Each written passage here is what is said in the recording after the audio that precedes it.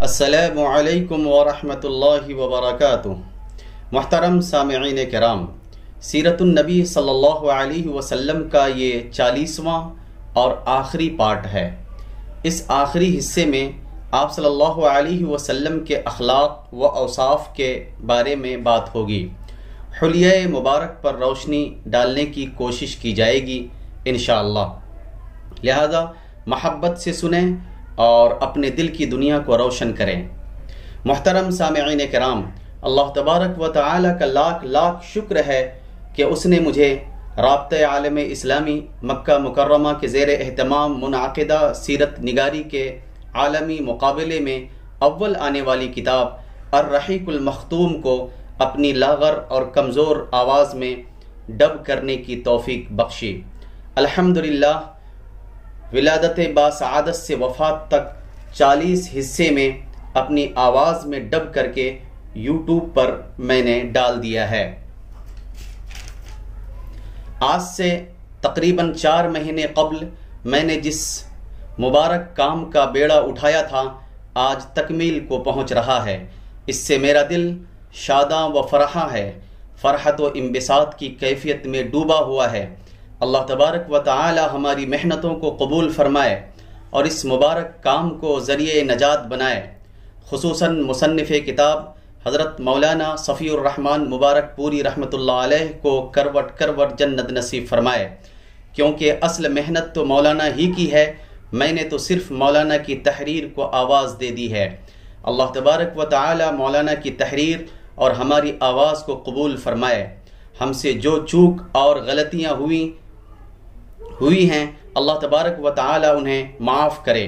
اخیر میں اس بات کا اعلان کرتا ہوں کہ میں اپنی پوری محنت کو اپنے والدین، اپنے اساتذہ اور اراکین و نوجوانان مکہ مسجد شانتی نگر بھیونڈی تھانے مہاراشٹر کے نام کرتا ہوں۔ اللہ تبارک و تعالی ان سب کو اپنی شان کے مطابق عطا فرمائے۔ محترم سامعین کرام، نبی کریم صلی اللہ علیہ وسلم کے اخلاق و اوصاف کے بارے میں محبت سے سنیں۔ نبی کریم صلی اللہ علیہ وسلم ایسے جمال خلق اور کمال خلق سے متصف تھے جو حیطہ بیان سے باہر ہے۔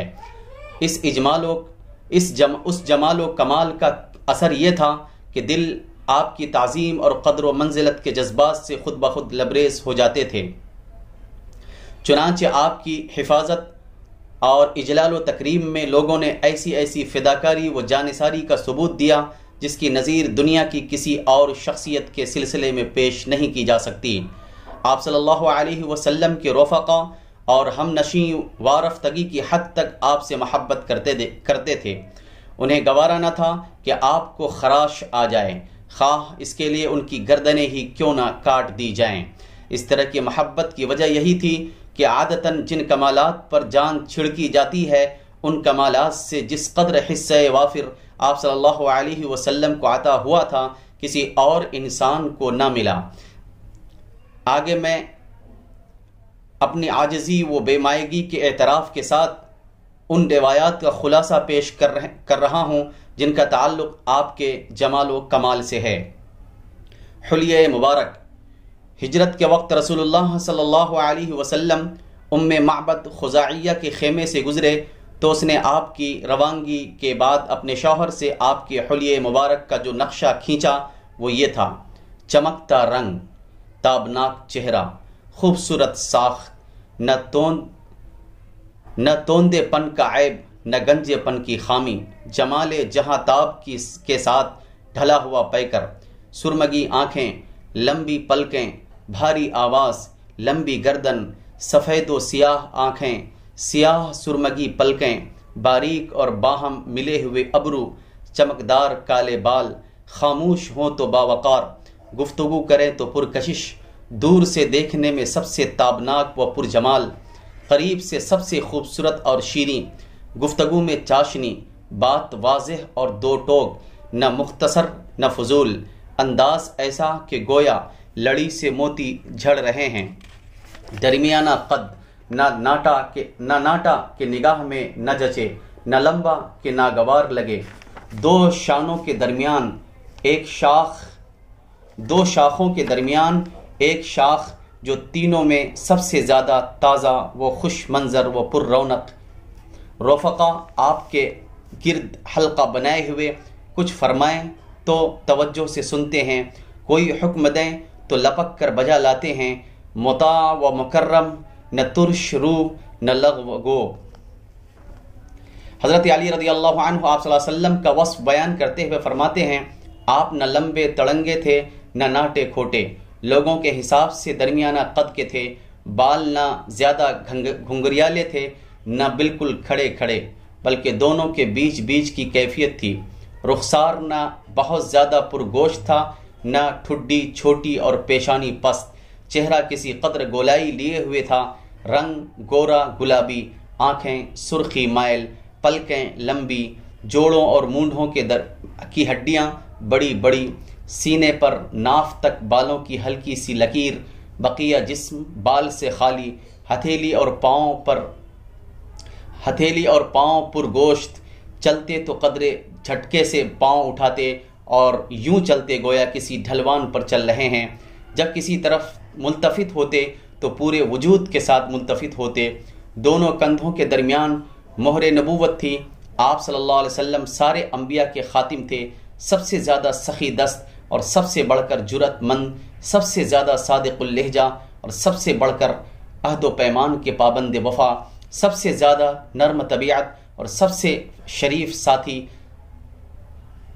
جو آپ صلی اللہ علیہ وسلم کو اچانک دیکھتا ہیبت زدہ ہو جاتا، جو جان پہچان کے ساتھ ملتا محبوب رکھتا۔ آپ کا وصف بیان کرنے والا یہی کہہ سکتا ہے کہ میں نے آپ سے پہلے اور آپ کے بعد آپ جیسا نہیں دیکھا۔ حضرت علی رضی اللہ تعالی عنہ کی ایک روایت میں ہے کہ آپ کا سر بڑا تھا، جوڑوں کی ہڈیاں بھاری بھاری تھیں، سینے کے درمیان بال کی لمبی لکیر تھی، جب آپ چلتے تو قدرے جھک کر چلتے گویا کسی ڈھلوان سے اتر رہے ہیں۔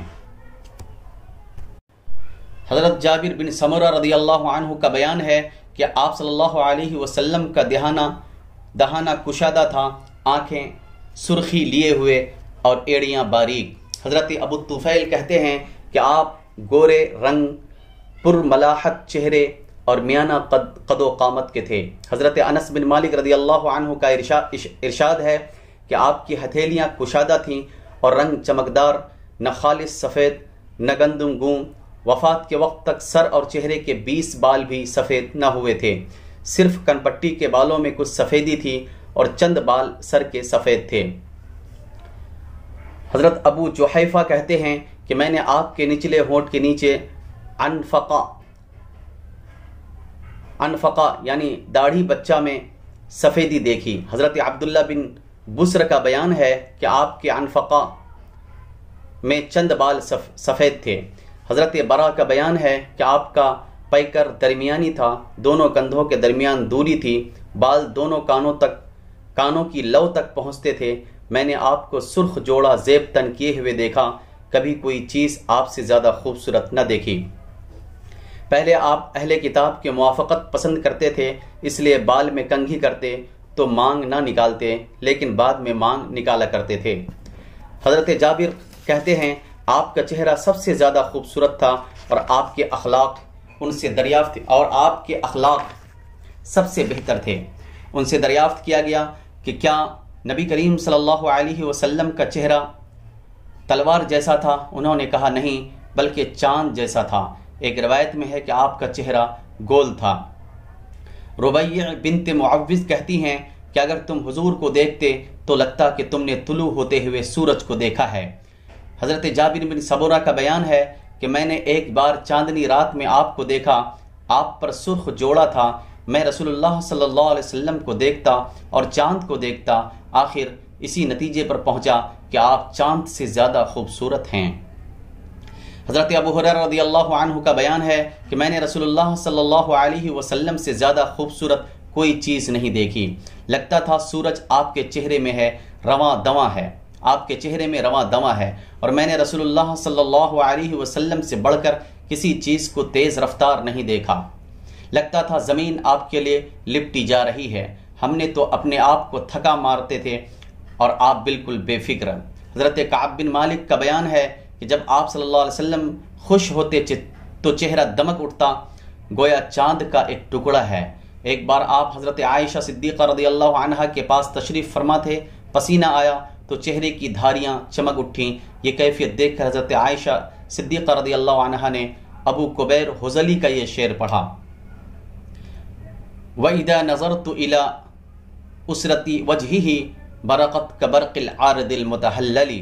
جب ان کے چہرے کی دھاریاں دیکھو تو وہ یوں چمکتی ہیں جیسے روشن بادل چمک رہا ہو۔ ابو بکر رضی اللہ عنہ آپ کو دیکھ کر یہ شعر پڑھتے، امین مصطفیٰ بالخیر یدعو کضوء البدر زای لہ الظلام۔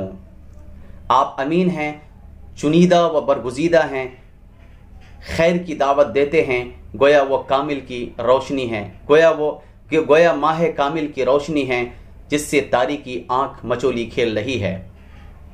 حضرت عمر رضی اللہ عنہ زہیر کا یہ شعر پڑھتے تھے جو حرم بن سنان کے بارے میں کہا گیا تھا، لو کنت من شیء سوى البشر کنت المضیء للیلۃ البدر، کنت المضیء للیلۃ البدر۔ اگر آپ بشر کے سوا کسی اور چیز سے ہوتے تو آپ ہی 14ویں کی رات کو روشن کرتے۔ پھر فرماتے کہ رسول اللہ صلی اللہ علیہ وسلم ایسے ہی تھے، جب آپ غضبناک ہوتے تو چہرہ سرخ ہو جاتا، گویا دونوں رخساروں میں دانے انار نچوڑ دیا گیا ہے۔ حضرت جابر بن سمرہ رضی اللہ عنہ کا بیان ہے کہ آپ کی پنڈلیاں قدرے پتلی تھیں اور آپ ہنستے تو صرف تبسم فرماتے، آنکھیں سرمگی تھیں، تم دیکھتے تو کہتے کہ آپ نے آنکھوں میں سرما لگا رکھا ہے، حالانکہ سرما نہ لگا ہوتا۔ حضرت عبداللہ بن عباس رضی اللہ عنہما کا ارشاد ہے کہ آپ کے آگے کے دونوں دانت الگ الگ تھے، جب آپ گفتگو فرماتے تو ان دانتوں کے درمیان سے نور جیسا نکلتا دکھائی دیتا۔ گردن گویا چاندی کی صفائی لیے ہوئے گڑیا کی گردن تھی، پلکیں طویل، داڑھی گھنی، پیشانی کشادہ، ابرو پیوستہ اور ایک دوسرے سے الگ، ناک اونچی، رخسار ہلکے، لبہ سے ناف تک چھڑی کی طرح دوڑا ہوا بال، اور اس کے سوا شکم اور سینے پر کہیں بال نہیں، البتہ بازو اور مونڈوں پر بال تھے، شکم اور سینہ برابر، سینہ مسطح اور کشادہ، کلائیاں بڑی بڑی ہتھیلیاں کشادہ، قد کھڑا، تلوے خالی، اعضاء بڑے بڑے، جب چلتے تو جھٹکے کے ساتھ چلتے، قدرے جھکاؤ کے ساتھ آگے بڑھتے اور سہل رفتار سے چلتے۔ حضرت انس فرماتے ہیں کہ میں نے کوئی حریر و دیبا نہیں چھوا جو رسول اللہ صلی اللہ علیہ وسلم کی ہتھیلی سے زیادہ نرم رہا ہو، اور نہ کبھی کوئی عنبر یا مشک یا کوئی ایسی خوشبو سونگھی جو رسول اللہ صلی اللہ علیہ وسلم کی خوشبو سے بہتر رہی ہو۔ حضرت ابو جحیفہ رضی اللہ عنہ کہتے ہیں کہ میں نے آپ کا ہاتھ اپنے چہرے پر رکھا تو وہ برف سے زیادہ ٹھنڈا اور مشک سے زیادہ خوشبودار تھا۔ حضرت جابر بن سمرہ جو بچے تھے کہتے ہیں آپ نے میرے رخسار پر ہاتھ پھیرا تو میں نے آپ کے ہاتھ میں ایسی ٹھنڈک اور ایسی خوشبو محسوس کی گویا آپ نے اسے عطار کے عطردان سے نکالا ہے۔ حضرت انس کا بیان ہے کہ آپ صلی اللہ علیہ وسلم کا پسینہ گویا موتی ہوتا تھا، اور حضرت ام سلیم کہتی ہیں کہ یہ پسینہ ہی سب سے عمدہ خوشبو ہوا کرتی تھی۔ حضرت جابر رضی اللہ عنہ کہتے ہیں کہ آپ صلی اللہ علیہ وسلم کسی راستے سے تشریف لے جاتے اور آپ کے بعد کوئی اور گزرتا تو آپ کے جسم یا پسینے کی خوشبو کی وجہ سے جان جاتا کہ آپ یہاں سے تشریف لے گئے ہیں۔ آپ صلی اللہ علیہ وسلم کے دونوں کندھوں کے درمیان مہر نبوت تھی جو کبوتر کے انڈے جیسی اور جسم مبارک ہی کے مشابہ تھی۔ یہ بائیں کندھے کی کری نرم ہڈی کے پاس تھی، اس پر مسوں کی طرح تلوں کا جمگھٹ تھا۔ کمال نفس اور مکارم اخلاق، نبی کریم صلی اللہ علیہ وسلم فصاحت و بلاغت میں ممتاز تھے۔ آپ طبیعت کی روانی، لفظ کے نکھار، فقروں کی جزالت، معانی کی صحت اور تکلف سے دوری کے ساتھ ساتھ جوامع الکلم یعنی جامع باتوں سے نوازے گئے تھے۔ آپ کو نادر حکمتوں اور عرب کی تمام زبانوں کا علم عطا ہوا تھا، چنانچہ آپ ہر قبیلے سے اسی کی زبان اور محاوروں میں گفتگو فرماتے تھے۔ آپ میں بدویوں کا زور بیان اور قوت تخاطب اور شہریوں کی شستگی الفاظ اور شگفتگی و شائستگی جمع تھی۔ شگفتگی و شائستگی جمع تھی اور وحی پر مبنی تائید ربانی الگ سے۔ بردباری، قوت برداشت، قدرت پا کر درگزر اور مشکلات پر صبر ایسے اوصاف تھے جن کے ذریعے اللہ نے آپ کی تربیت کی تھی۔ ہر حلیم و بردبار کی کوئی نہ کوئی لغزش اور کوئی نہ کوئی حفوات جانی جاتی ہے، مگر نبی کریم صلی اللہ علیہ وسلم کی بلندی کردار کا عالم یہ تھا کہ آپ کے خلاف دشمنوں کی ایذا رسانی اور بدمعاشوں کی خود سری و زیادتی جس قدر بڑھتی گئی، آپ کے صبر و حلم میں اسی قدر اضافہ ہوتا گیا۔ حضرت عائشہ صدیقہ رضی اللہ عنہا فرماتی ہیں کہ رسول اللہ صلی اللہ علیہ وسلم کو جب بھی دو کاموں کے درمیان اختیار دیا جاتا تو آپ وہی کام اختیار فرماتے جو آسان ہوتا، جب تک کہ وہ گناہ کا کام نہ ہوتا۔ اگر گناہ کا کام ہوتا تو آپ سب سے بڑھ کر اس سے دور رہتے، آپ نے کبھی اپنے نفس کے لیے انتقام نہ لیا۔ البتہ اگر اللہ کی حرمت چاک کی جاتی تو آپ اللہ کے لیے انتقام لیتے۔ جب آپ سب سے بڑھ کر غیظ و غضب سے دور تھے، آپ سب سے بڑھ کر غیظ و غضب سے دور تھے اور سب سے جلد راضی ہو جاتے تھے۔ جود و کرم کا وصف ایسا تھا کہ اس کا اندازہ ہی نہیں کیا جا سکتا۔ آپ اس شخص کی طرف بخشش و نوازش فرماتے جسے فقر کا اندیشہ ہی نہ ہو۔ ابن عباس رضی اللہ عنہ کا بیان ہے کہ نبی کریم صلی اللہ علیہ وسلم سب سے بڑھ کر پیکرے جود و سخا تھے، اور آپ کا دریائے سخاوت رمضان میں اس وقت زیادہ جوش پر ہوتا۔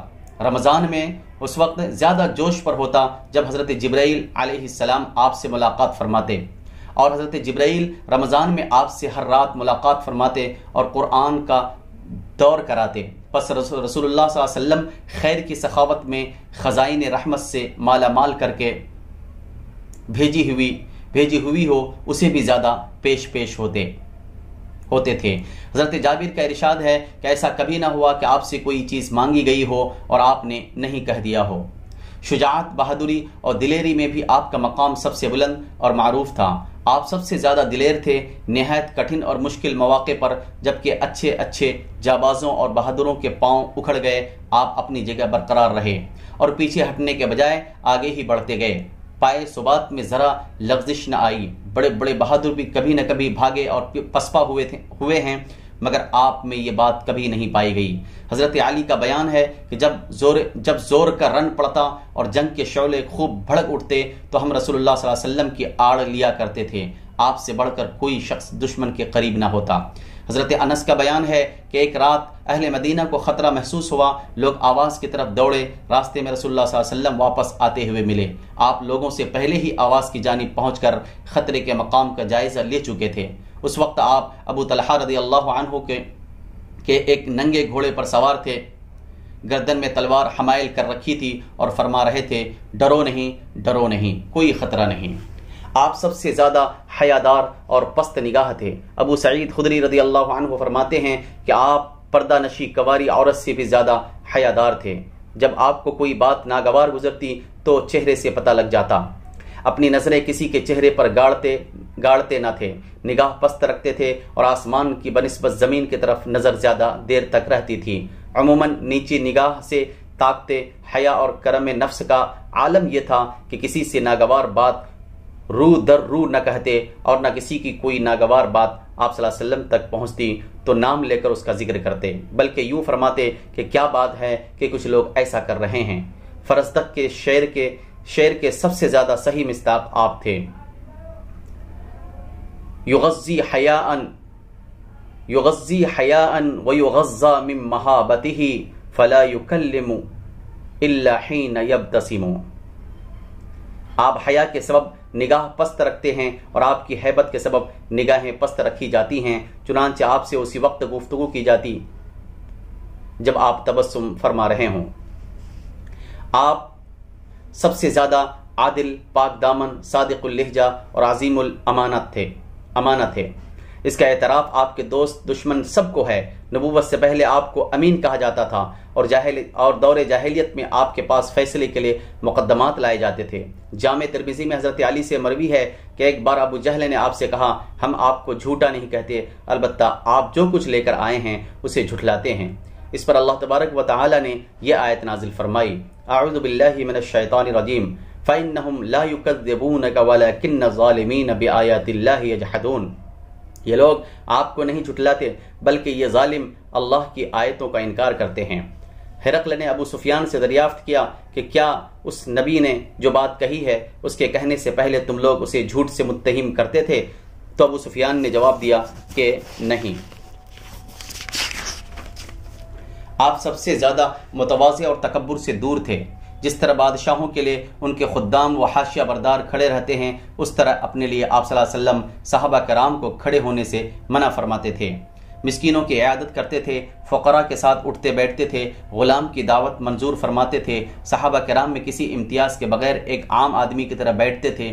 حضرت عائشہ فرماتی ہیں کہ آپ اپنے جوتے خود ٹانکتے تھے، اپنے کپڑے خود سیتے تھے اور اپنے ہاتھ سے اس طرح کام کرتے تھے جیسے تم میں سے کوئی آدمی اپنے گھر کے کام کاج کرتا ہے۔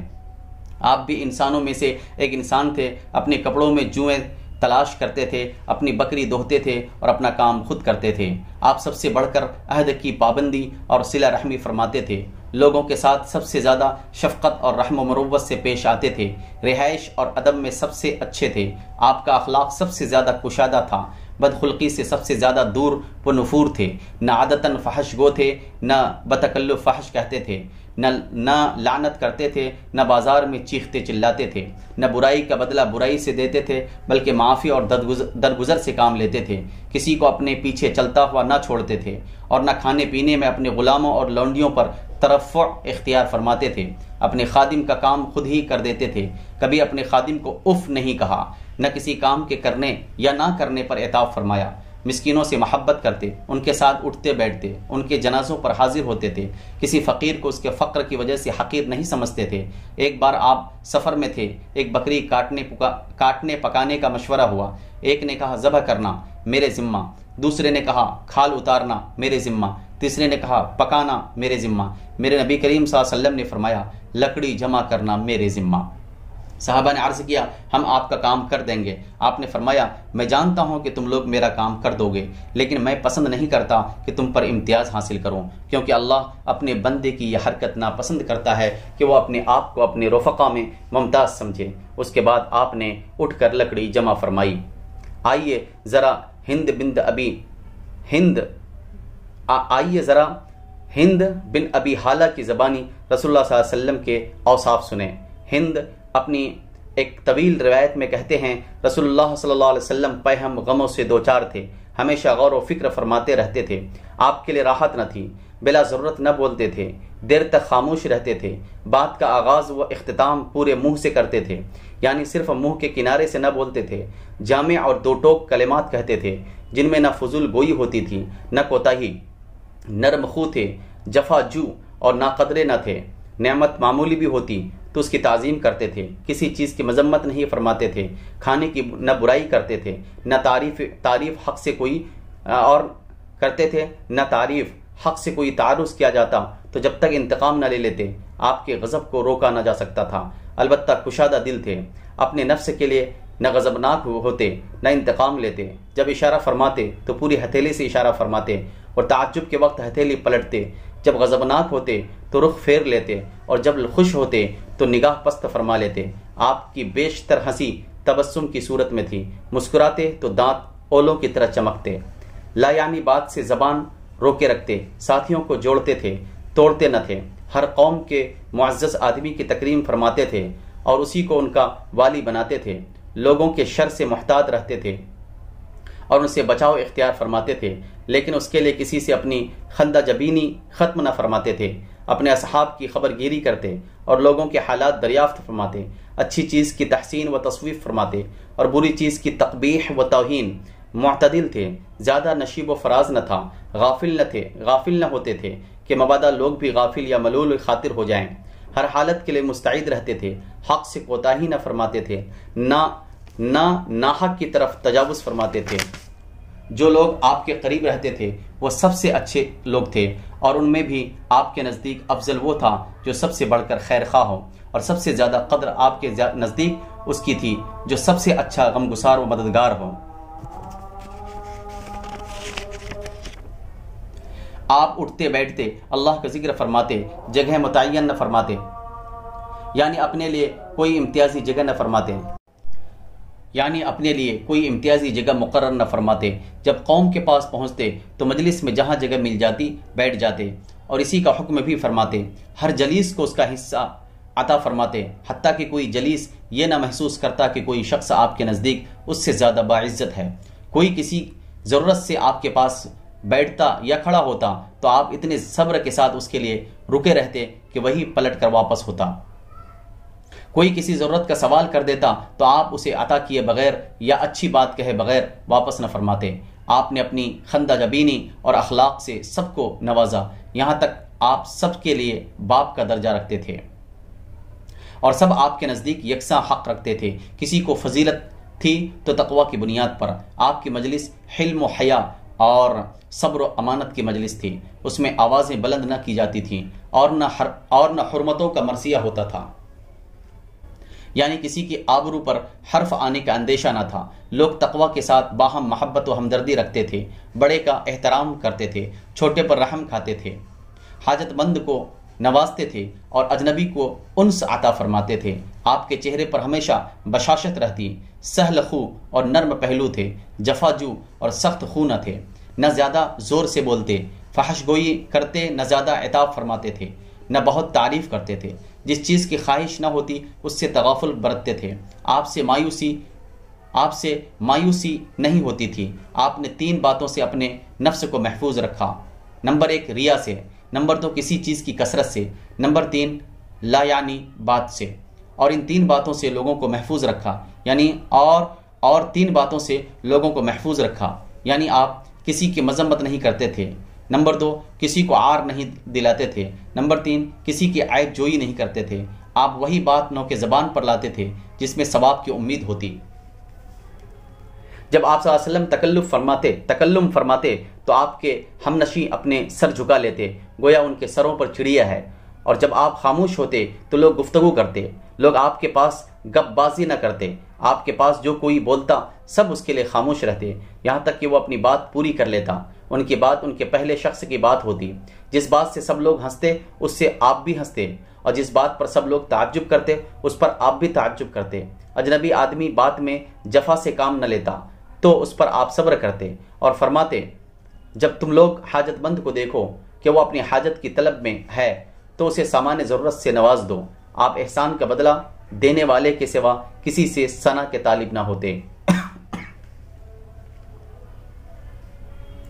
خارجہ بن زید رضی اللہ عنہ کا بیان ہے کہ نبی کریم صلی اللہ علیہ وسلم اپنی مجلس میں سب سے زیادہ باوقار ہوتے، اپنا کوئی عضو باہر نہ نکالتے، بہت زیادہ خاموش رہتے، بلا ضرورت نہ بولتے، جو شخص نامناسب بات بولتا اس سے رخ پھیر لیتے۔ آپ کی ہنسی مسکراہٹ تھی اور کلام 2 ٹوک، نہ فضول نہ کوتاہ۔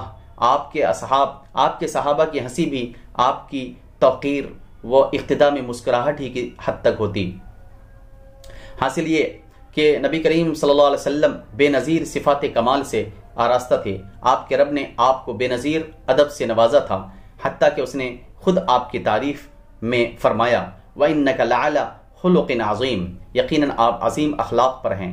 اور یہ ایسی خوبیاں تھیں جن کی وجہ سے لوگ آپ کی طرف کھینچے آئے، دلوں میں آپ کی محبت بیٹھ گئی اور آپ کو قیادت کا وہ مقام حاصل ہوا کہ لوگ آپ پر وارفتہ ہو گئے۔ انہی خوبیوں کے سبب آپ کی قوم کی اکڑ اور سختی نرمی میں تبدیل ہوئی، یہاں تک کہ یہ اللہ کے دین میں فوج در فوج داخل ہو گئی۔ یاد رہے کہ ہم نے پچھلے بیان میں آپ کی جن خوبیوں کا ذکر کیا ہے وہ آپ صلی اللہ علیہ وسلم کے کمال اور عظیم صفات کے مظاہر کے چند چھوٹی چھوٹی لکیریں ہیں، ورنہ آپ کے مجد و شرف اور شمائل و خسائل کی بلندی اور کمال کا یہ عالم تھا کہ ان کی حقیقت اور تہ تک نہ رسائی ممکن ہے، نہ اس کی گہرائی ناپی جا سکتی ہے۔ بھلا عالم وجود کے سب سے عظیم بشر کی عظمت کی کنہ تک کس کی رسائی ہو سکتی ہے، جس نے مجد و کمال کی سب سے بلند چوٹی پر اپنا نشیمن بنایا اور اپنے رب کے نور سے اس طرح منور ہوا کہ کتاب الہی کو اس کا وصف اور خلق قرار دیا گیا، یعنی قاری نظر آتا ہے، حقیقت میں ہے قرآن۔ اللہم صلی علی محمد، اللہم صلی علی محمد وعلی آل محمد، كما صليت على إبراهيم وعلى آل إبراهيم إنك حميد مجيد. اللهم بارك على محمد وعلى آل محمد كما باركت على إبراهيم وعلى آل إبراهيم إنك حميد مجيد. وآخر دعوانا أن الحمد لله رب العالمين. السلام عليكم ورحمة